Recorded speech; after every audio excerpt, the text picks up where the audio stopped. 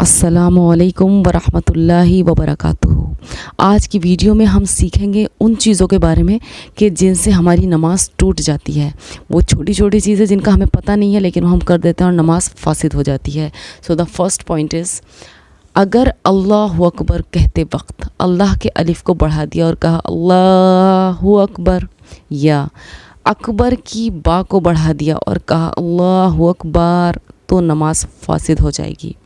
सजदे में पैरों की किसी उंगली का ज़मीन से लगना ज़रूरी है। अगर बग़ैर उज़्र के दोनों पैर 3 तस्बीह के बराबर ज़मीन से इस तरह उठे रहे कि दोनों में से किसी पैर की उंगली का कोई हिस्सा ज़मीन से नहीं लगा तो नमाज नहीं होगी। और अगर 3 तस्बीह से कम उठाकर फ़ौरन रख लिए तो कराहियत के साथ नमाज हो जाएगी।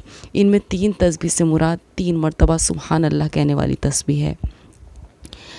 नमाज में दाहिने पैर का अंगूठा एक ही जगह रहे, अपनी जगह से हिले नहीं। शरीयत में इस बात की कोई असल नहीं।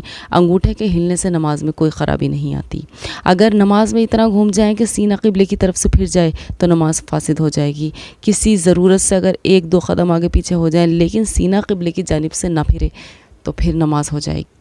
और अगर सजदे की जगह से आगे बढ़ जाए तो नमाज फासिद हो जाएगी।